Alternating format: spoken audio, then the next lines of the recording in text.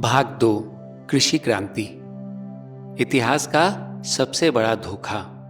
पिछले 25 लाख सालों तक मनुष्य उन वनस्पतियों को बटोरकर और उन पशुओं का शिकार कर अपना जीवन यापन करते रहे थे जो उनके हस्तक्षेप के बिना रहते और प्रजनन करते आए थे।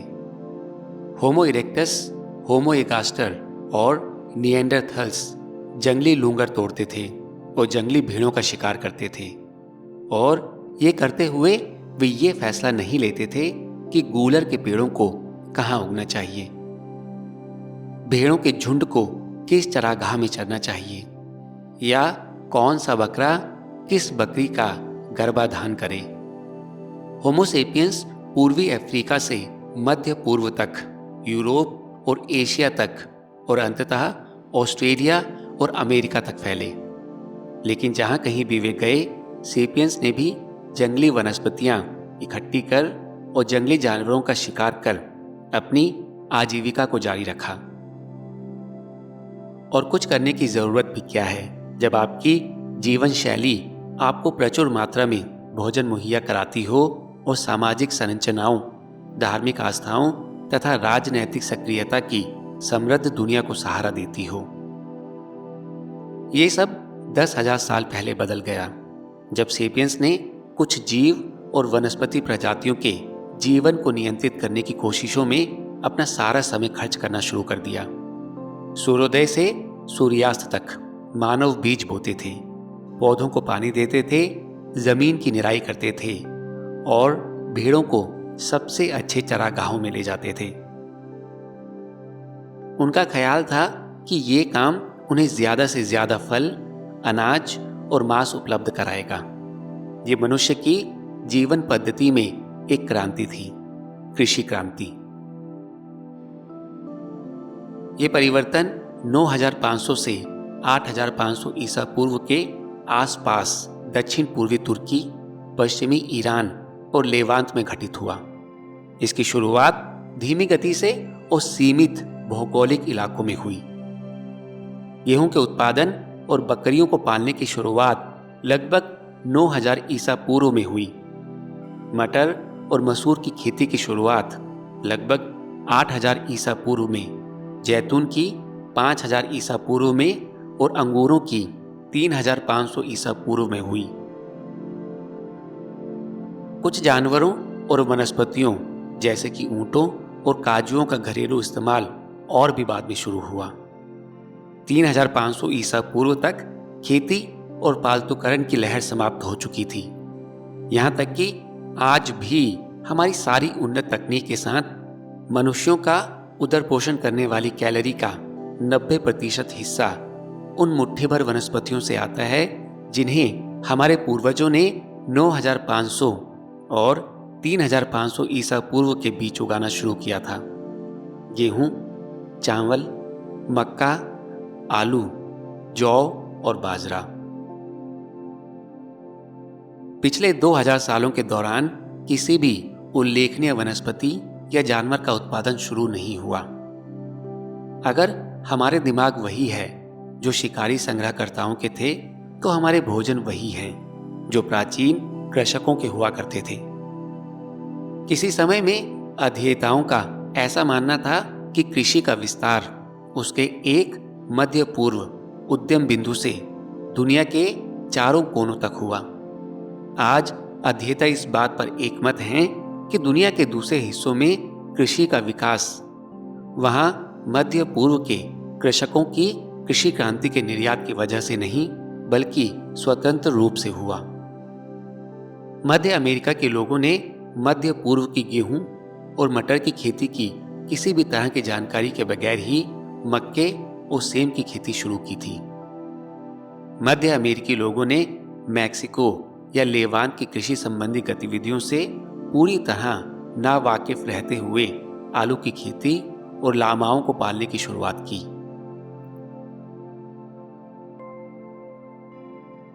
चीन के प्रथम क्रांतिकारियों ने चावल, जौ की पैदावार और सुअरों को पालने की शुरुआत की।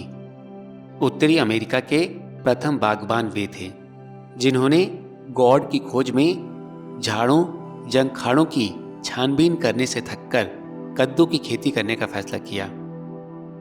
न्यू गिनी के लोगों ने जहां गन्ने और केले का पालतूकरण किया, वहीं प्रथम पश्चिम अफ्रीकी कृषकों ने अफ्रीकी जौ, अफ्रीकी चावल, ज्वार और गेहूं को अपनी जरूरतों के अनुरूप ढाला। इन शुरुआती केंद्रों से कृषि का दूर दूर तक हर ओर विस्तार हुआ। ईसा की पहली सदी तक आते आते दुनिया के अधिकांश हिस्से की विशाल आबादी कृषक बन गई। क्या वजह है कि कृषि क्रांति का विस्फोट मध्य पूर्व, चीन और मध्य अमेरिका में हुआ, लेकिन ऑस्ट्रेलिया, अलास्का या दक्षिण अफ्रीका में नहीं हुआ? बहुत सरल सी वजह है। वनस्पतियों और प्राणियों की ज्यादातर प्रजातियों को पालतू नहीं बनाया जा सकता। सेपियंस स्वादिष्ट कुकुरमुत्तों को खोज सकते थे और छबरीले मैमथ का शिकार कर सकते थे, लेकिन इनमें से किसी प्रजाति को पालतू बनाना असंभव था। फफूंद बहुत ज्यादा दुष्प्राप्य था, कुकुरमुत्ता बहुत ज्यादा दुष्प्राप्य था और मैमथ विशालकाय जानवर बहुत आक्रामक और हिंसक था। हमारे पूर्वजों ने जिन हजारों प्रजातियों का शिकार किया था और बटोरा था, उनमें से बहुत थोड़ी सी ही ऐसी थी जो खेती करने और झुंड बनाकर पालने के लिए उपयुक्त थी। ये थोड़ी सी प्रजातियां खास जगहों पर रहा करती थी जहां कृषि क्रांतियां घटित हुई थी। अध्येताओं ने कभी घोषणा की थी कि कृषि क्रांति विकास की दिशा में मानव जाति की बहुत बड़ी छलांग थी। उन्होंने मनुष्य के दिमागी ताकत से परिचालित प्रगति की कहानी कही थी। विकास की प्रक्रिया ने धीरे धीरे और भी अक्लमंद मनुष्यों को उत्पन्न किया। अंततः लोग इतने चतुर होते गए कि वे प्रकृति के रहस्यों को समझने में सक्षम हो गए, जिससे वे भेड़ों को पालने लगे और गेहूं की खेती करने लगे। जैसे ही ये हुआ, उन्होंने खुशी खुशी शिकारी संग्रहकर्ता का थका देने वाला, खतरनाक और अक्सर कठिन जीवन त्याग दिया और सुखद, संतुष्ट कृषक जीवन का आनंद लेने लगे। ये एक कल्पना लोक की कहानी है। इसका कोई प्रमाण नहीं है कि समय बीतने के साथ लोग ज्यादा अक्लमंद हो गए थे। भोजन खोजी प्रकृति के रहस्यों को कृषि क्रांति के बहुत पहले से समझने लगे थे, क्योंकि उनका जीवन उन जानवरों जिनका वे शिकार करते थे और उन वनस्पतियों जिनका वे संग्रह करते थे को करीब से समझने पर निर्भर करता था। कृषि क्रांति ने सरलतापूर्ण जीवन यापन के नए युग की शुरुआत करने के बजाय कृषकों को भोजन खोजियों के जीवन के मुकाबले कहीं ज्यादा मुश्किल और कम संतोषदायी जीवन के सामने लाकर छोड़ दिया था। शिकारी संग्रहकर्ता अपना समय कहीं ज्यादा उत्तेजक और विविध तरीकों से बिताते थे और उनके सामने भुखमरी और बीमारी का खतरा कम हुआ करता था। कृषि क्रांति ने मनुष्यता के उपयोग के लिए भोजन की कुल मात्रा में वृद्धि निश्चय ही की, लेकिन अतिरिक्त भोजन का अर्थ बेहतर खुराक और ज्यादा आराम नहीं था। इसके बजाय वो जनसंख्या विस्फोटों और सिर चढ़े अभिजातीय वर्ग के रूप में फलित हुआ। एक औसत कृषक एक औसत भोजन खोजी के मुकाबले ज्यादा कठोर मेहनत करता था और बदले में एक बदतर खुराक हासिल करता था। कृषि क्रांति इतिहास का सबसे बड़ा धोखा था। जिम्मेदार कौन था? जिम्मेदार न राजा थे, न पुरोहित थे, न व्यापारी। अपराधी थी मुट्ठी भर वनस्पति प्रजातियां, जिनमें गेहूं, चावल और आलू शामिल थे। इन वनस्पतियों ने होमो सेपियंस को पालतू बनाया, ना कि होमो सेपियंस ने इन्हें। जरा गेहूं की निगाह से कृषि क्रांति के बारे में सोचिए। 10,000 साल पहले गेहूं महज एक जंगली घास थी, बहुत सी घासों में से एक घास जो मध्य पूर्व में एक छोटे से दायरे तक सीमित थी। अचानक थोड़ी सी संक्षिप्त सहज शताब्दियों के भीतर इसकी पैदावार सारी दुनिया में होने लगी। उत्तरजीविता और पुनरुत्पादन के बुनियादी विकासवादी मापदंड के मुताबिक गेहूं पृथ्वी के इतिहास की सबसे कामयाब वनस्पति बन चुका है। उत्तरी अमेरिका के विशाल मैदानों जैसे इलाकों में जहां 10,000 साल पहले गेहूं का एक डंठल भी पैदा नहीं होता था, वहां आप सैकड़ों किलोमीटर तक चलते चले जाएं तो भी आपको गेहूं के अलावा कोई दूसरी वनस्पति नजर नहीं आएगी।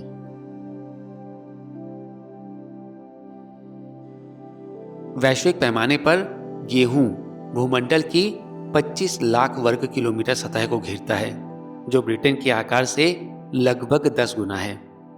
ये घास एक नाचीज से सर्वव्यापी में कैसे बदल गई? गेहूं ने ये अपने फायदे के लिए होमो सेपियंस को कंट्रोल करते हुए किया। ये वानर प्रजाति 10,000 साल पहले तक शिकार और संग्रह करते हुए अच्छा खासा चैन का जीवन जी रही थी, लेकिन इसके बाद इसने गेहूं की खेती में ज्यादा से ज्यादा उद्यम लगाने की शुरुआत की। कुछ ही सहस्राब्दियों के भीतर मनुष्य दुनिया के बहुत से हिस्सों में सुबह से शाम तक गेहूं की फसल पर ध्यान देने के अलावा और किसी भी चीज की खेती पर बहुत कम ध्यान देने लगे। यह आसान नहीं था। गेहूं उनसे बहुत ज्यादा की मांग करता था। गेहूं को चट्टाने और कंकड़ पत्थर पसंद नहीं थे, इसलिए सेपियंस इन सब चीजों से खेतों को साफ करने में कमरतोड़ मेहनत करने लगे। गेहूं को अपनी जगह पानी और पोषक तत्वों में दूसरी वनस्पतियों से साझा करना पसंद नहीं था, इसलिए मर्द और औरतें पूरे दिन भर तीखी धूप में बैठकर खेतों की निराई करने लगे। गेहूं बीमार पड़ जाता था, इसलिए सेपियंस को कीड़ों और पाले पर निगाह रखनी पड़ती थी। गेहूं खरगोशों से लेकर टिड्डी दल तक अनेक दूसरे प्राणियों के सामने असहाय था, जो उसे खाना पसंद करते थे, इसलिए किसानों को उसकी रखवाली और रक्षा करनी पड़ती थी। गेहूं प्यासा था, इसलिए मनुष्य झरनों और नदियों से पानी ढोकर उसकी सिंचाई करते थे। यहां तक कि इसकी भूख ने सेपियंस को जानवरों का मल इकट्ठा करने पर मजबूर कर दिया, ताकि वे इसे उगाने वाली जमीन को पोषण मुहैया करा सकें। होमो सेपियंस का शरीर इस तरह के उद्यमों के अनुरूप ढला हुआ नहीं था। वो सेब के पेड़ों पर चढ़ने और हिरणों के पीछे दौड़ने का अभ्यस्त था, ना कि चट्टाने हटाने और पानी की बाल्टियां ढोने का। इसकी कीमत इंसानों की रीढ़ों, घुटनों, गर्दनों और तलुओं की मेहराबों को चुकानी पड़ी। प्राचीन कंकालों का अध्ययन संकेत करता है कि कृषि की दुनिया में प्रवेश ने अनेक किस्म की बीमारियों को जन्म दिया, जैसे कि स्लिप डिस्क, गठिया और हर्निया।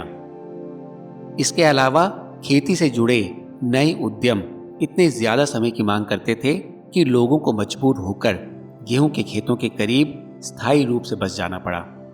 इसने उनकी जीवन पद्धति को पूरी तरह बदल दिया। हमने गेहूं को घरेलू नहीं बनाया, उसने हमें घरेलू बनाया। डोमेस्टिकेट शब्द लैटिन के डोमस से बना है, जिसका मतलब होता है घर। वो कौन है जो घर में रह रहा है? गेहूं नहीं, सेपियंस रह रहे हैं। गेहूं ने होमो सेपियंस को किस तरह एक खासे अच्छे जीवन के बदले एक दयनीय अस्तित्व को चुन लेने के लिए राजी किया। उसने इसके बदले में क्या दिया? उसने कोई बेहतर आहार उपलब्ध नहीं कराया। याद रखें, मनुष्य सर्वभक्षी वानर है जो तरह तरह के भोजनों का लुत्फ उठाते हैं। कृषि क्रांति से पहले अनाज मनुष्य के आहार का एक बहुत छोटा सा हिस्सा हुआ करते थे। अनाजों पर आधारित आहार खनिजों और विटामिन की दृष्टि से कमजोर, पचाने की दृष्टि से मुश्किल और आपके दांतों और मसूड़ों के लिए वाकई बुरा होता है। गेहूं ने लोगों को आर्थिक सुरक्षा उपलब्ध नहीं कराई। एक किसान की जिंदगी एक शिकारी संग्रहकर्ता के मुकाबले कम सुरक्षित होती है। भोजन खोजी अपने जीवित बने रहने के लिए दर्जनों प्रजातियों पर निर्भर करते थे और इसलिए भोजन के संरक्षित भंडारों के बिना भी मुश्किल वक्तों को सह सकते थे। अगर एक प्रजाति की उपलब्धता कम हो जाती थी तो वे दूसरी बहुत सी प्रजातियों का शिकार और संग्रह कर सकते थे। कृषक समाज अभी बहुत हाल के वक्त तक अपनी कैलोरी की बहुत बड़ी मात्रा के लिए घरेलू बना ली गई वनस्पतियों की बहुत थोड़ी सी किस्मों पर निर्भर करते थे। बहुत से इलाकों में वे महज एक ही मुख्य भोजन पदार्थ जैसे कि गेहूं, आलू या चावल पर डिपेंड करते थे। अगर बारिश नहीं हुई या टिड्डी दल का हमला हो गया या फफूंद ने उसे भोज्य पदार्थ की प्रजाति को दूषित करना सीख लिया तो किसान हजारों और लाखों की तादाद में मरते थे। ना ही गेहूं मनुष्यों द्वारा की जाने वाली हिंसा के विरुद्ध कोई सुरक्षा उपलब्ध करा सकता था। शुरुआती दौर के कृषक अपने भोजन खोजी पूर्वजों के मुकाबले अगर ज्यादा नहीं तो उनके जितने ही हिंसक हुआ करते थे। कृषकों का माल असबाब बहुत ज्यादा होता था और बुआई के लिए उन्हें जमीन की जरूरत होती थी। अगर छापामार पड़ोसियों के हाथों चरागाह जमीन को लूट लिया जाता था तो इसका मतलब आजीविका का छिन जाना और भूखों मरने की नौबत आ जाना हो सकता था। इसलिए समझौते की बहुत कम गुंजाइश थी। जब एक भोजन खोजी समूह के सामने कोई सबल प्रतिद्वंदी बहुत ज्यादा मुश्किलें खड़ी कर देता था तो वो सामान्यतः उस जगह को छोड़कर चला जा सकता था। ऐसा करने की अपनी मुश्किलें और खतरे थे, लेकिन तब भी ये किया जा सकता था। जब कोई ताकतवर दुश्मन किसी खेतीहर गांव के लिए खतरा बन जाता था तो वहां से पीछे हटने का मतलब खेतों, आवासों और अन्न के भंडार से हाथ धो बैठना था। बहुत बार इस स्थिति से ऐसे शरणार्थियों को भूखों मरना पड़ा था। इसलिए किसान अपनी जगह बने रहकर आखिरी दम तक लड़ते थे। बहुत से मनोवैज्ञानिक और पुरातात्विक अध्ययन इस ओर संकेत करते हैं कि ऐसे सीधे साधे कृषक समाजों में जिनका गांव और जनजाति से इतर और कोई भी राजनीतिक ढांचा नहीं होता था, इंसानी हिंसा 15% मौतों के लिए जिम्मेदार होती थी, जिनमें 25% मौतें पुरुषों की होती थी।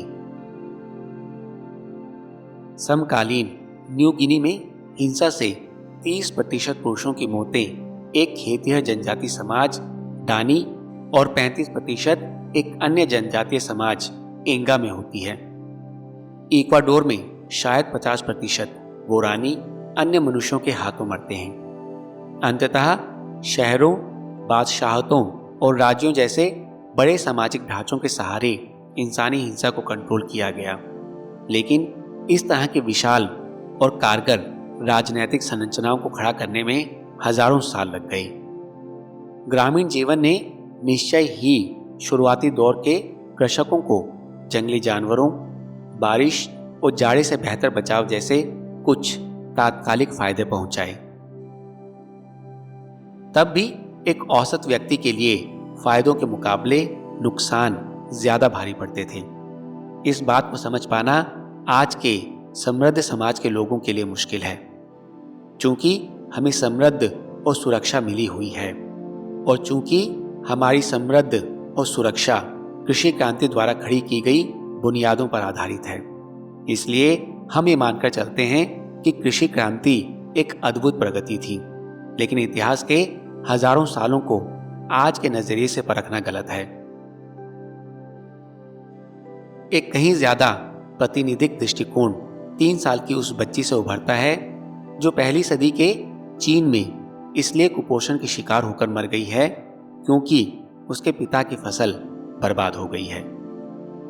क्या वो कहेगी, भले ही मैं कुपोषण से मर रही हूं, लेकिन 2000 साल बाद लोगों के पास भरपूर खाने को होगा और वे वातानुकूलित घरों में रह रहे होंगे, इसलिए मेरी यातना और बलिदान व्यर्थ नहीं है।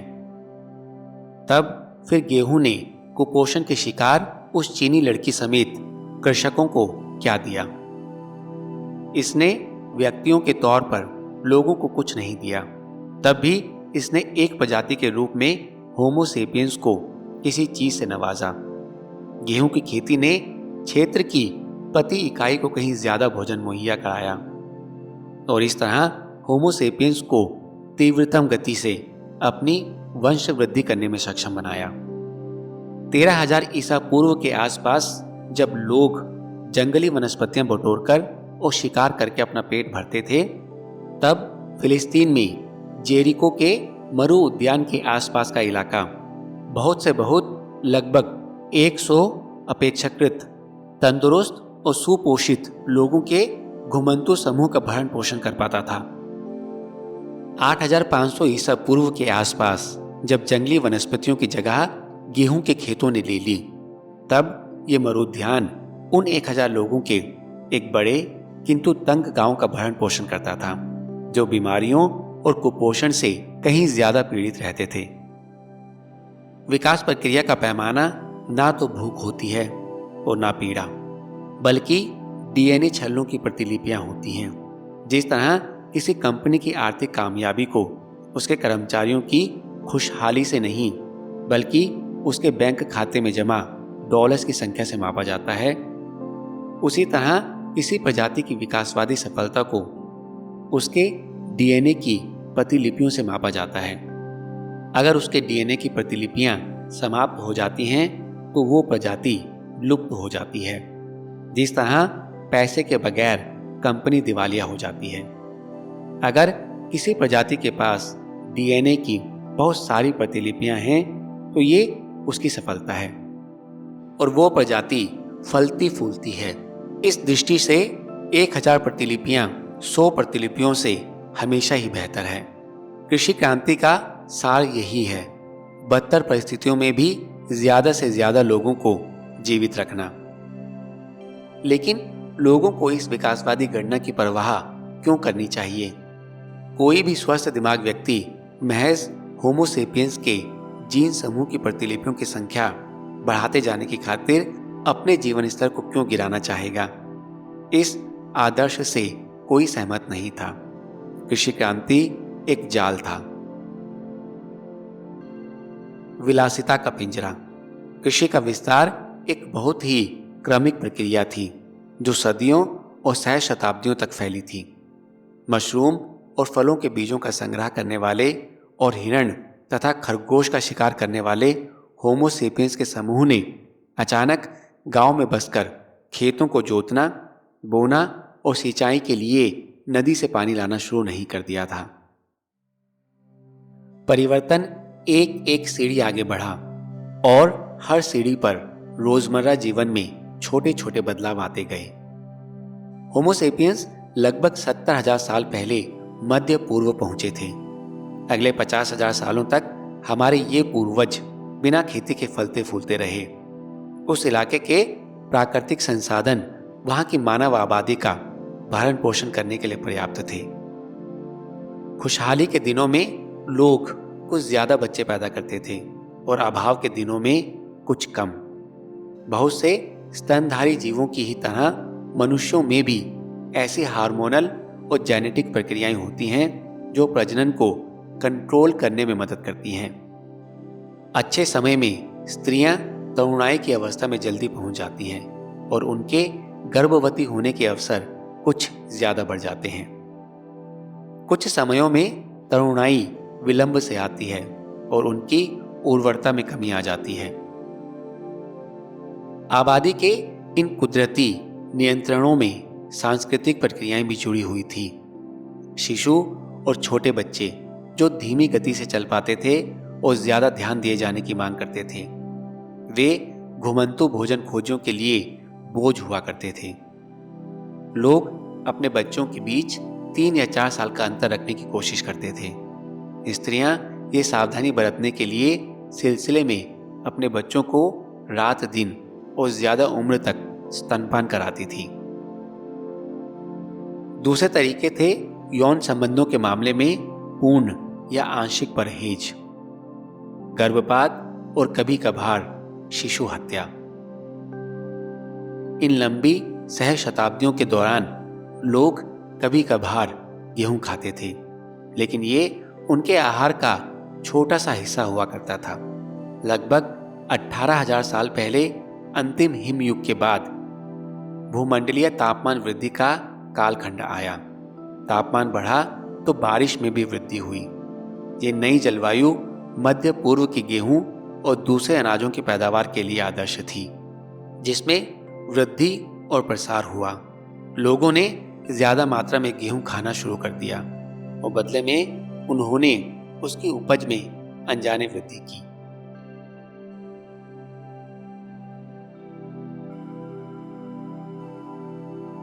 चूंकि जंगली अनाज को साफ, पीसे और पकाए बिना खाना असंभव था, इसलिए लोग इन अनाजों को खाने लायक बनाने के लिए अपनी पीठ पर लाद कर अपने शिविरों में लाने लगे। गेहूं के दाने छोटे और बड़ी संख्या में होते हैं, इसलिए कुछ अनाज शिविरों के रास्ते में गिर जाता था। समय बीतने के साथ मनुष्यों के आवागमन के इन रास्तों और शिविरों के करीब और गेहूं पैदा होने लगा। जब मानवों ने जंगलों और झाड़ों को जलाया तो इसने भी गेहूं की मदद की। आग ने वृक्षों और झाड़ियों को साफ कर दिया, जिससे गेहूं और दूसरी घासों को धूप, पानी और खाद पर एकाधिकार की गुंजाइश मिली। जिन जगहों पर गेहूं विशेष रूप से विपुल मात्रा में था और शिकार तथा भोजन के अन्य संसाधन प्रचुरता से उपलब्ध थे, वहां के लोगों ने अपनी घुमंतु जीवन शैली त्याग दी और वे वहां मौसमी तौर पर और यहां तक कि स्थायी शिविर बनाकर बस गए। मुमकिन है शुरू में उन्होंने फसल आने के दौरान 4 हफ्तों के शिविर लगाए हों। एक पीढ़ी बाद जब गेहूं के पौधों की तादाद बढ़ गई होगी और वे चारों ओर फैल गए होंगे, तो मुमकिन है फसली शिविर 5 हफ्तों तक, फिर 6 हफ्तों तक जारी रहे हों और अंततः वे स्थायी गांव बन गए हों। इस तरह की बसावटों के साक्ष्य समूचे मध्य पूर्व में पाए गए हैं, विशेष रूप से लेवांत में, जहां 12,500 ईसा पूर्व में 9,500 ईसा पूर्व के बीच नातुफियाई संस्कृति विकसित हुई। नातुफियाई शिकारी और भोजन संग्रह करता थे, जो अपने उदर पोषण के लिए दर्जनों जंगली प्रजातियों पर निर्भर करते थे। लेकिन वे स्थायी गांवों में रहते थे और अपना ज्यादातर समय सघन रूप से भोजन संग्रह करने और जंगली अनाजों को खाने योग्य बनाने के काम में लगाया करते थे। उन्होंने पत्थर के घर और अनाज रखने के कोठार तैयार किए थे। वे जरूरत के वक्त के लिए अनाज संग्रह करके रखते थे। उन्होंने नए औजारों का आविष्कार किया, जैसे कि जंगली गेहूं की फसल काटने के लिए पत्थर के हंसिए और उसे पीसने के लिए पत्थर के मूसल और खरल। 9,500 ईसा पूर्व के बाद के सालों में नातुफियनों ने अनाज इकट्ठा करने और उसको खाने योग्य बनाने का काम जारी रखा, लेकिन उन्होंने और भी विस्तृत तरीकों से इन अनाजों की खेती शुरू कर दी। जंगली अनाजों को इकट्ठा करते समय वे अगले मौसम में खेतों में बोने के लिए फसल का एक हिस्सा बचाकर एक और रख देते थे। उनकी समझ में आ गया कि अनाजों को बेतरतीब ढंग से जमीन की सतह पर बिखेरने के बजाय उनको जमीन में गहरे बोने से वे बेहतर परिणाम हासिल कर सकते हैं।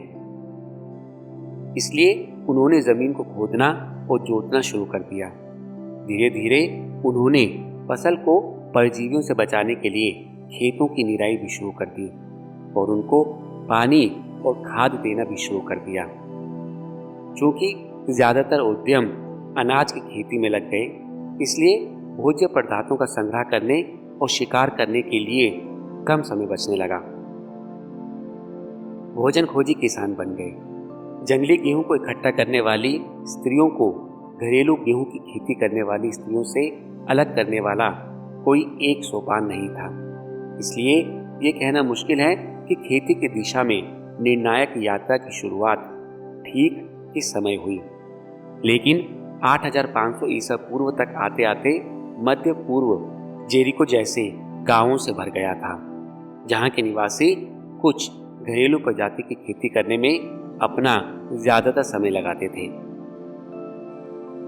स्थायी गांवों में बस जाने और भोजन की आपूर्ति में वृद्धि होने के साथ ही जनसंख्या बढ़ने लगी।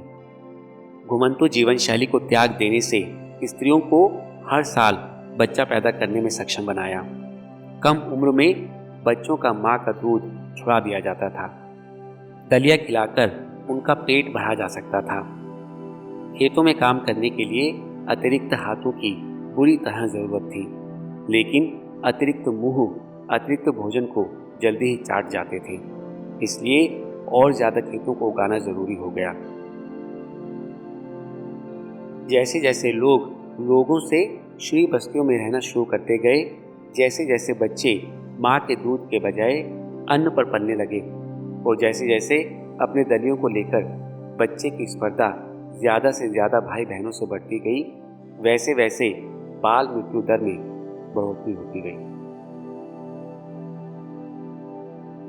ज्यादातर कृषक समाजों में हर 3 में से एक बच्चा 20 साल की उम्र तक पहुंचने के पहले ही मर जाता था। तब भी जन्म दर में वृद्धि की गति मृत्यु दर में वृद्धि की गति से ज्यादा थी। मनुष्यों ने बड़ी तादाद में बच्चों को पैदा करना जारी रखा। समय के साथ गेहूं का सौदा उत्तरोत्तर महंगा पड़ने लगा। बच्चों की सामूहिक मौतें होती और वयस्कों को अपनी रोटी कमाने के लिए पसीना बहाना पड़ता था। 8500 ईसा पूर्व का जेरिको का एक औसत व्यक्ति 9500 ईसा पूर्व या 13000 ईसा पूर्व के जेरिको के एक औसत व्यक्ति के मुकाबले कहीं ज्यादा मुश्किलों से भरा जीवन जी रहा था। लेकिन किसी को भी एहसास नहीं था कि क्या हो रहा था। हर अगली पीढ़ी सिर्फ अपने कामकाज के तरीकों में जहां तहां छोटे मोटे सुधार करते हुए अपनी पिछली पीढ़ी के जीवन के ढर्रे को जारी रखे हुए थी। विरोधाभास ये था कि सुधारों की इस श्रृंखला ने इन किसानों के गले में और भी बोझ लटका दिया। हालांकि इनमें से प्रत्येक सुधार से जीवन को और आसान बनाने की उम्मीद की गई थी। लोगों ने ऐसी विनाशकारी भ्रांतियां क्यों पाली? उसी वजह से जिससे लोगों ने समूचे इतिहास के दौरान भ्रांतियां पाली थी। लोग अपने फैसलों के पूरे नतीजों का सही आकलन करने में विफल रहे।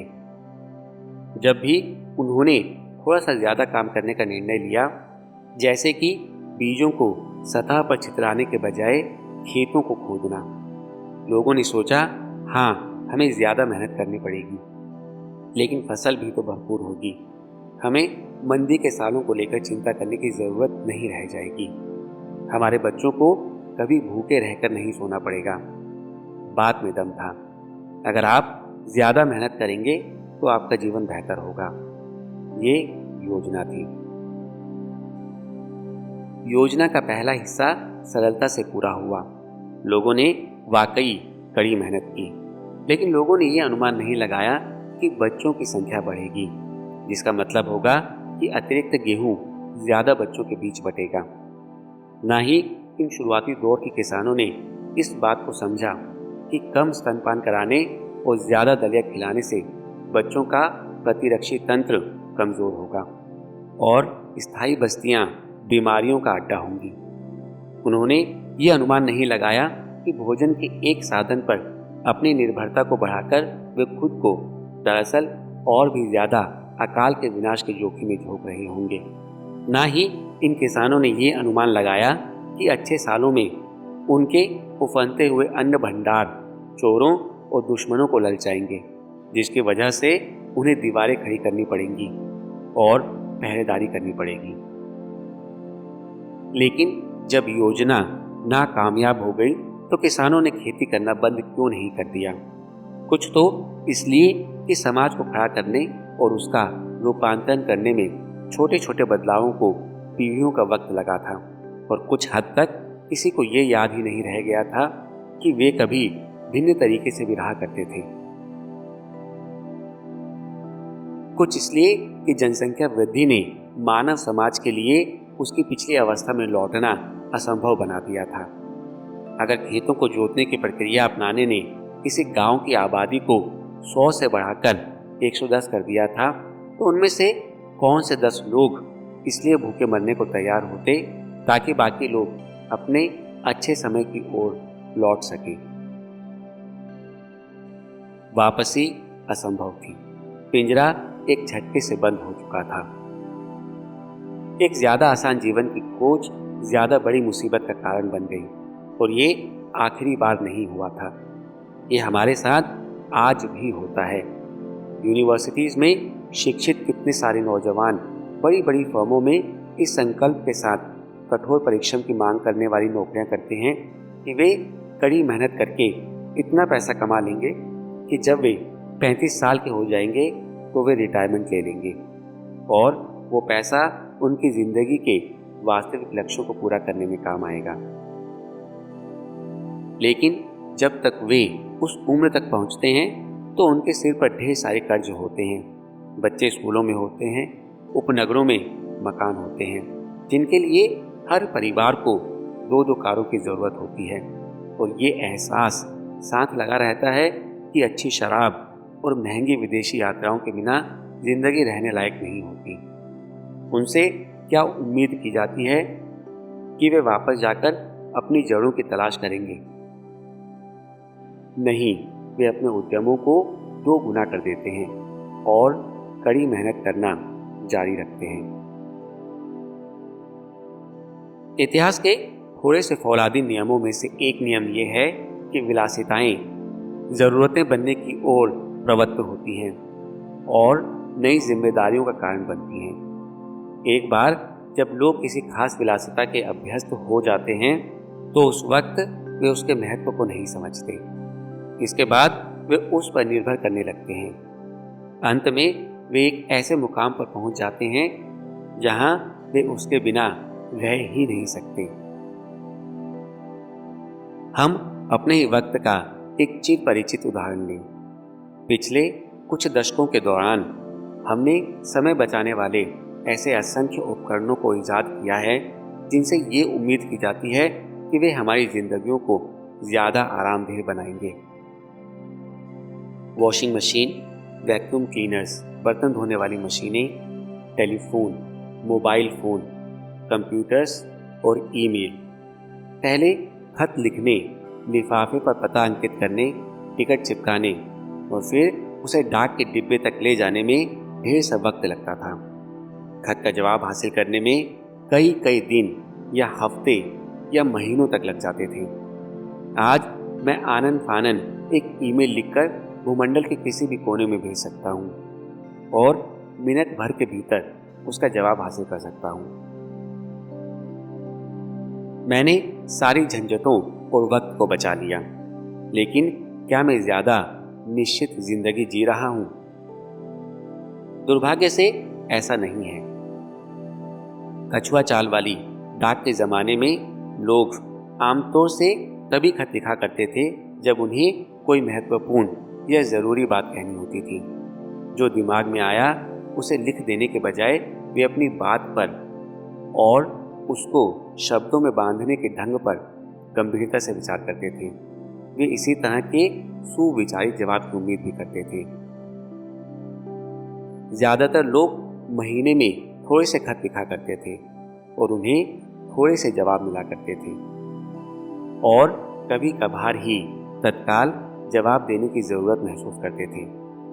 आज मुझे हर दिन दर्जन भर ईमेल आते हैं, तमाम ऐसे लोगों के ईमेल जो तत्काल जवाब की अपेक्षा करते हैं। हम सोचते थे कि हम समय बचा रहे हैं, इसके बजाय हमने जीवन की चक्की को पहले के मुकाबले 10 गुना तेजी से घुमाया और अपनी दिनचर्या को कहीं ज़्यादा उद्विग्नता और क्षोभ से भर दिया।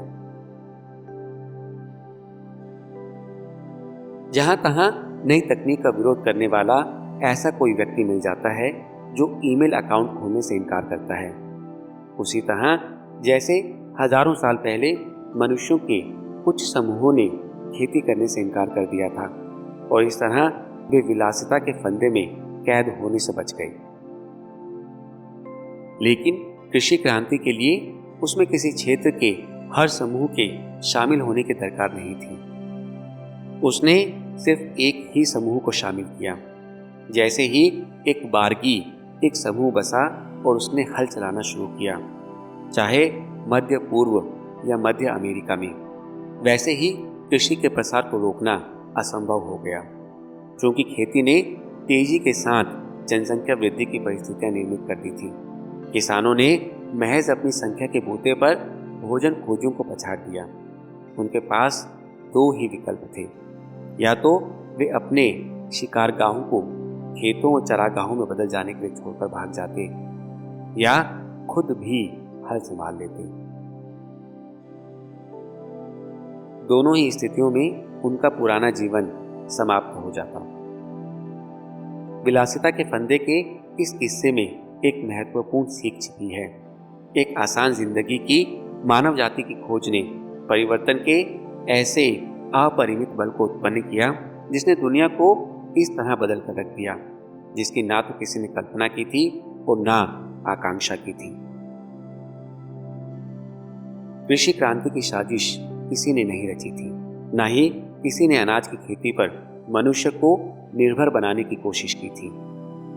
ये थोड़े से पेटों को भरने और थोड़ी सी सुरक्षा हासिल करने के उद्देश्य से लिए गए बहुत से तुच्छ फैसलों का उत्तरोत्तर बढ़ता प्रभाव था, जिसने प्राचीन भोजन खोजों को चिलचिलाती धूप में पानी ढोने पर मजबूर कर दिया था।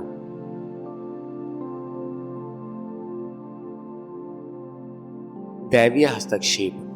उपयुक्त परिदृश्य स्पष्ट करता है कि कृषि क्रांति किस तरह गलत अनुमान पर आधारित एक भूल थी। ये कतई मुमकिन है। इतिहास इससे भी ज्यादा मूर्खतापूर्ण भूलों से भरा हुआ है, लेकिन एक और संभावना भी है। मुमकिन है कि ये एक सुविधाजनक जिंदगी की खोज ना रही हो जिसने इस रूपांतरण को घटित किया। मुमकिन है कि सेपियंस की कोई और अभिलाषाएं रही हों और उन्हें पूरा करने के लिए वे अपनी जिंदगियों को जानबूझकर मुश्किल बनाना चाहते रहे हों। विज्ञानी सामान्यतः ऐतिहासिक घटनाक्रमों के लिए कठोर आर्थिक और जनसंख्यापरक कारकों को जिम्मेदार ठहराने की कोशिश करते हैं। ये उनकी तार्किक और गणितीय पद्धतियों के अनुकूल बैठने वाली बात है। आधुनिक इतिहास के मामले में अध्येता, विचारधारा और संस्कृति जैसे अभौतिक कारकों को ध्यान में लेने को टाल नहीं सकते।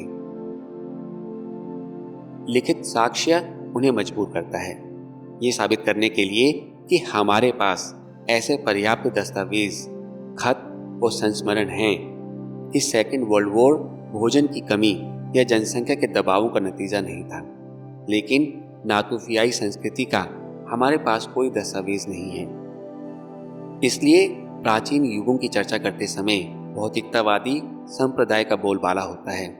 ये साबित करना मुश्किल है कि साक्षरता पूर्व युग के लोग आर्थिक अनिवार्यता की जगह आस्था से उत्प्रेरित रहे हो सकते हैं। तब भी कुछ विरले मामलों में सौभाग्य से हमें कुछ स्पष्ट संकेत देने वाले सुराग हाथ लग ही जाते हैं। 1995 में पुरातत्वविदों ने दक्षिण पूर्व तुर्की में गोबेकली तेपे नामक स्थल पर खुदाई शुरू की।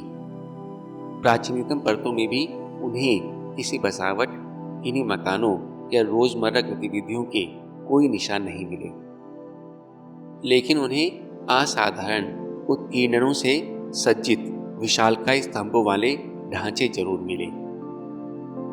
पत्थर का प्रत्येक स्तंभ 7 टन तक वजन का और 5 मीटर ऊंचा था।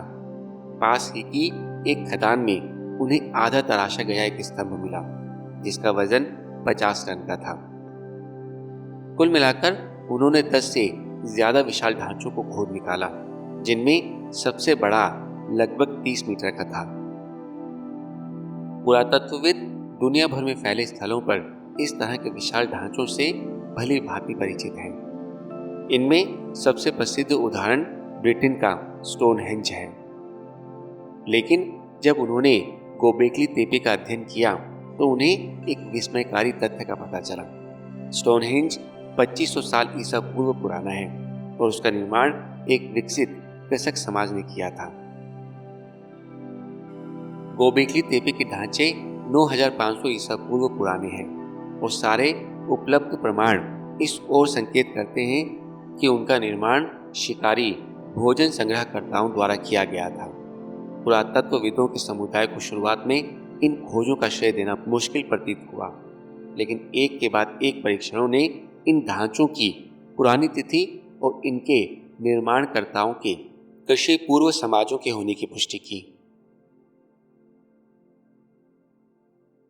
प्राचीन भोजन खोजों की क्षमताएं और उनकी संस्कृतियों की पेचीदगी उससे कहीं ज्यादा प्रभावशाली प्रतीत होती है, जितने का अनुमान पहले किया जाता रहा था। एक भोजन खोजी समाज ने इस तरह के ढांचों का निर्माण क्यों किया होगा? इनका कोई जाहिर उपयोगितापरक उद्देश्य नहीं है। वे ना तो मेहमत के बूचड़ खाने थे, न बारिश से बचने या शेरों से छिपने के आश्रय स्थल थे। इससे हमारे पास यही अनुमान बचा रहता है कि इनका निर्माण किसी रहस्यमय सांस्कृतिक उद्देश्य से किया गया था, जिसकी गुत्थी सुलझाना पुरातत्वविदों के लिए बड़ी चुनौती है। उद्देश्य जो भी रहा हो, लेकिन भोजन खोजियों का ये काम इतना महत्वपूर्ण तो था कि उन्होंने इस पर अपार उद्यम और समय खर्च किया। गोबेकली तेपे के निर्माण का एकमात्र प्रयोजन विभिन्न समूहों से जुड़े हजारों भोजन खोजियों का लंबे समय तक एक दूसरे के साथ सहयोग करना रहा होगा। एक परिष्कृत रूप से धार्मिक या वैचारिक व्यवस्था ही इस तरह के उद्यमों को सहारा दे सकी होगी। गोबेकली तेपे में एक और सनसनीखेज रहस्य निहित है। आनुवांशिकी विज्ञानी सालों से कृषि उत्पादित गेहूं के उद्यमों का पता लगाने में जुटे रहे हैं। हाल की खोजें संकेत करती हैं कि कृषि उत्पादित गेहूं की कम से कम एक किस्म एंकॉन हीट का उद्यम काराजेदाग हिल्स में है, जो गोबेकली तेपे से लगभग 30 किलोमीटर की दूरी पर स्थित है। ये शायद ही एक संयोग हो सकता है। पूरी संभावना है कि गोबेकली तेपे का सांस्कृतिक केंद्र किसी रूप में मानव जाति द्वारा किए गए गेहूं के शुरुआती कृषि परक उत्पादन से जुड़ा रहा हो और मानव जाति गेहूं से जुड़ी रही हो। इन विशाल ढांचों का निर्माण और इस्तेमाल करने वाले लोगों का उदर पोषण करने के लिए खास तौर से बड़ी मात्रा में भोजन की जरूरत रही होगी। ये बहुत मुमकिन है कि भोजन खोजियों ने जंगली गेहूं का संचय करने का काम छोड़कर गेहूं की सघन खेती को अपना लिया हो। ऐसा उन्होंने अपनी सामान्य भोजन आपूर्ति को बढ़ाने के लिए नहीं, बल्कि धार्मिक स्थल के निर्माण और संचालन को सहारा देने के लिए किया हो। जो पारंपरिक तस्वीर उभरती है उसके मुताबिक अगुवाई करने वाले पहले गांव की स्थापना करते थे और जब गांव समृद्ध हो जाता था तो वे उसके बीच में धार्मिक स्थल तैयार करते थे। लेकिन गोबेकली तेपे संकेत देता है कि धार्मिक स्थान का निर्माण पहले हुआ और फिर उसके इर्द गिर्द एक गांव बस गया। क्रांति के शिकार मनुष्यों और अनाजों के बीच किया गया शैतानी समझौता हमारी प्रजाति द्वारा किया गया एकमात्र सौदा नहीं था।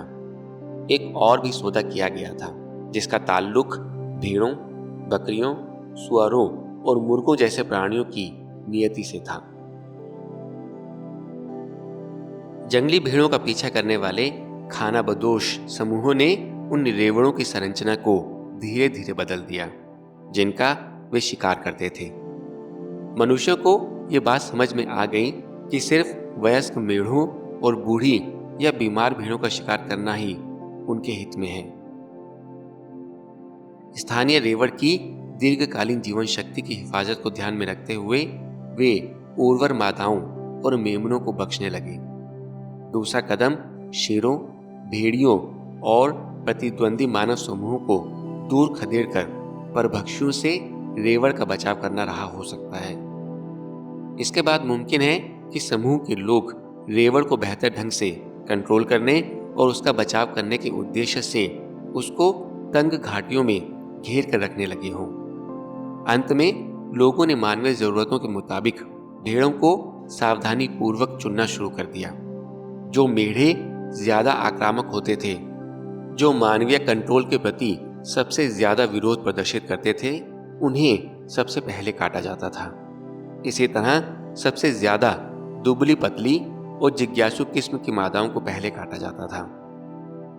हर नई पीढ़ी के साथ भेड़ें ज्यादा मोटी और आज्ञाकारी तथा कम जिज्ञासु होती गई।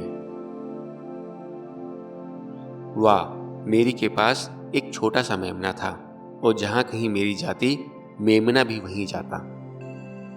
या फिर शिकारी किसी मेमने को पकड़कर और उसे अपनाकर खुशहाली के दिनों में उसे मोटा कर सकते थे और फिर तंगी के मौसम में उसे काट सकते थे। बाद में कोई ऐसा वक्त आया जब उन्होंने बड़ी तादाद में ऐसे मेमनों को पालना शुरू कर दिया। इनमें से कुछ तरुण हो गए और उन्होंने प्रजनन करना शुरू कर दिया। सबसे ज्यादा आक्रामक और उपद्रवी मेमनों को सबसे पहले काटा जाता था।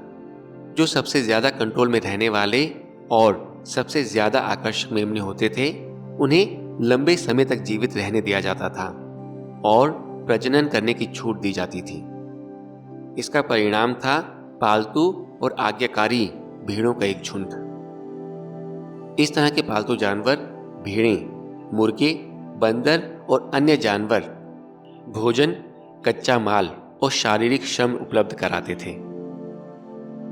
सामान ढोने, हल खींचने, कूटने पीसने और ऐसे ही दूसरे काम जिनमें अब तक मानवीय श्रम लगता था, अब उत्तरोत्तर जानवरों से कराए जाने लगे। ज्यादातर कृषक समाजों में लोग पौधों की खेती पर ध्यान देते थे। जानवरों को पालना दूसरे नंबर की गतिविधि थी, लेकिन कुछ स्थलों पर एक नए किस्म का समाज भी प्रकट हुआ जो बुनियादी तौर पर जानवरों के शोषण पर आधारित था। पशुपालक गडरिये के कबीले। जैसे जैसे मनुष्य दुनिया भर में फैलते गए, वैसे वैसे उनके पालतू जानवर भी फैलते गए।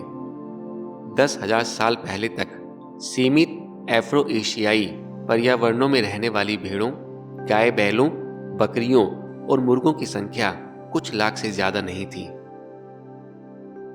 आज दुनिया में 1 अरब भेड़ें, 1 अरब सूअर और 1 अरब से ज्यादा गाय बैल और 25,000 से ज्यादा मुर्गे हैं जो समूचे भूमंडल में फैले हैं।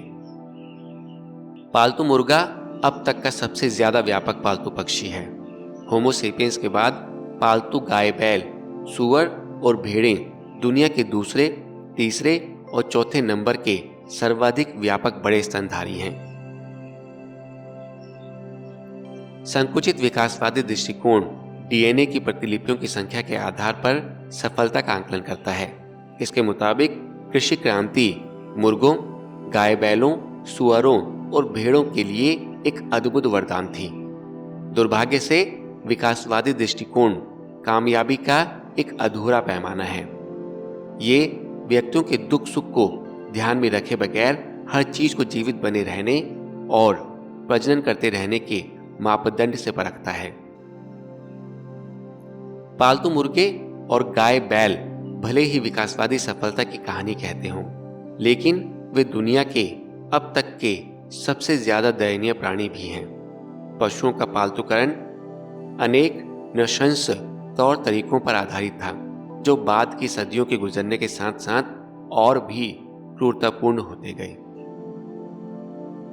एक जंगली मुर्गे का जीवन काल लगभग 7 से 12 बरस और गाय बैल का लगभग 20 से 25 बरस का होता है। जंगलों में ज्यादातर मुर्गे और गाय बैल इससे काफी पहले मर जाते थे, लेकिन तब भी उनके पास काफी बरसों तक जिंदा रहने के अवसर होते थे। इसके विपरीत बड़ी तादाद में पालतू मुर्गों और गाय बैलों को कुछ ही हफ्तों और कुछ ही महीनों की उम्र में काट दिया जाता है, क्योंकि आर्थिक नजरिए से ये हमेशा से वध किए जाने की सबसे अच्छी उम्र मानी जाती रही है।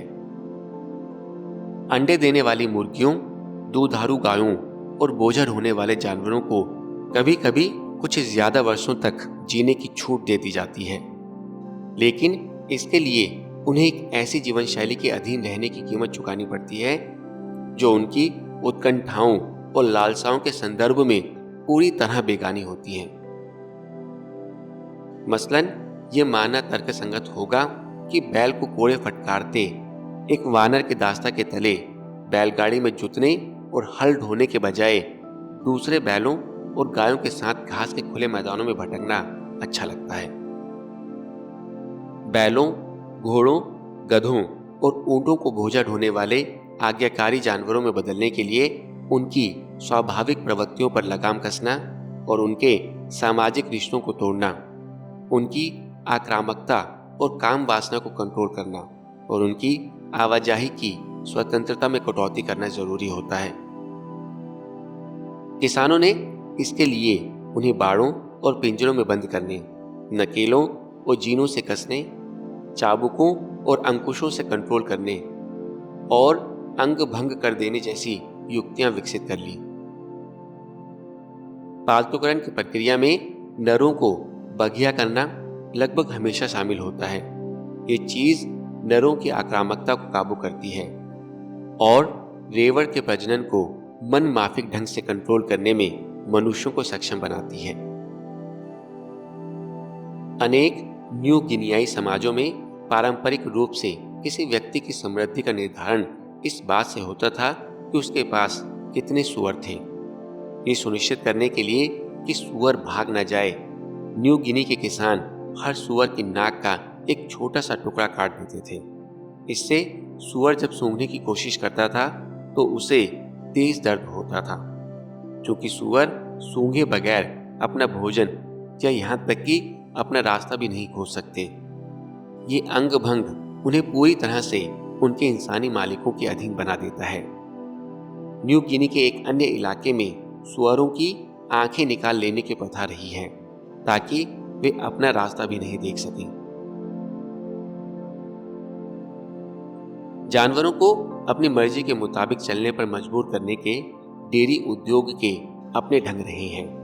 गायें, बकरियां और भेड़ें तभी दूध देती हैं जब वे बछड़ों और मेमनों को जन्म देती हैं और जब तक उनके ये बच्चे स्तनपान करते हैं। इन जानवरों के दूध की आपूर्ति को जारी रखने के लिए किसान के लिए जरूरी होता है कि स्तनपान के लिए बछड़े और मेमने हों, लेकिन उन्हें दूध पर एकाधिकार से वंचित रखना भी अनिवार्य होता है।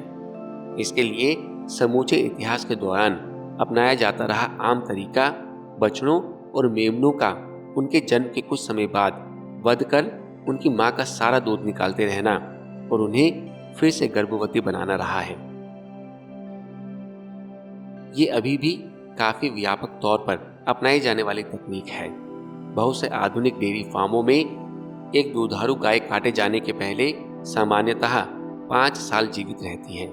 इन 5 सालों के दौरान वो लगभग लगातार गर्भवती बनी रहती है और जन्म देने के 60 से 120 दिनों के भीतर उसका गर्भाधान करा दिया जाता है ताकि दूध का अधिकतम उत्पादन सुरक्षित बना रह सके। उसके बच्चों को जन्म लेने के कुछ ही समय बाद उससे जुदा कर दिया जाता है। बच्चों को दुधारू गायों की अगली पीढ़ी के तौर पर पाला जाता है, जबकि बछड़ों को मांस उद्योग के हाथों में सौंप दिया जाता है। एक अन्य तरीका बछड़ों और मेमनों को उनकी मांओं के करीब बनाए रखना, लेकिन तरह तरह की युक्तियों के सहारे उन्हें बहुत ज्यादा दूध पीने से रोकना है। इसका सबसे सरल तरीका मेमने या बछड़े को स्तनपान की छूट देना और दूध का प्रवाह शुरू होते ही उसे वहां से दूर भगा देना है। इस तरीके को सामान्यतः मां और बच्चे दोनों का विरोध झेलना पड़ता है। गडरियों के कुछ कबीले बछड़ों या मेमनों को मार दिया करते थे, उनका मांस खा लेते थे और उनकी चमड़ी के ढांचे को घास से भर देते थे। इसके बाद इस घास से भरे हुए बच्चों को उनकी मां के सामने खड़ा कर दिया जाता था ताकि उसकी मौजूदगी उसे दूध पैदा करने के लिए प्रोत्साहित करे। सूडान के न्यूएर कबीले ने तो यहाँ तक किया कि वे घास से भरे जानवरों पर उनकी मां का मूत्र चुपड़ देते थे ताकि इन नकली बछड़ों से पहचानी हुई जीवित गंध आ सके। न्यूएर कबीले की एक और युक्ति ये थी कि वे बछड़े के मुंह पर कांटों का एक छल्ला बांध देते थे जो मां को चूसता था और वो बछड़े को स्तनपान करने से रोकती थी। ऊंटों का प्रजनन करने वाले सहारा के तुआरेग लोग ऊंट के बच्चों की नाक के कुछ हिस्से और ऊपरी होंठ में छेद कर देते थे या उसे काट देते थे, जिससे उन्हें स्तनपान करने में तकलीफ होती थी और इस तरह वे बहुत ज्यादा स्तनपान करने से हतोत्साहित होते थे। सारे कृषक समाज अपने पालतू जानवरों के प्रति इतने क्रूर नहीं थे। कुछ पालतू जानवरों का जीवन खासा अच्छा भी हो सकता था। ऊन के लिए पाली जाने वाली भेड़ें, पालतू कुत्ते और बिल्लियां, युद्ध और घुड़दौड़ में इस्तेमाल किए जाने वाले घोड़े अक्सर आरामदेह परिस्थितियों में रहते थे। कहा जाता है कि रोमन सम्राट कालिगुला ने इंसिटेट्स नामक अपने प्रिय घोड़े को कौंसल के पद पर नियुक्त करने की योजना बनाई थी। समूचे इतिहास के दौरान गडरिये और किसान अपने जानवरों के प्रति लगाव प्रदर्शित करते रहे हैं और उनकी अच्छी देखभाल करते रहे हैं, उसी तरह जैसे गुलामों को रखने वाले बहुत से लोग अपने गुलामों के प्रति लगाव रखते थे और उनका ख्याल रखते थे। ये संयोग नहीं था कि राजा और पैगंबर खुद को गडरिया कहते थे और अपनी प्रजा की देखभाल करने के अपने और देवताओं के ढंग की तुलना गडरियों द्वारा उनकी रेवड़ की देखभाल करने के ढंग से करते थे।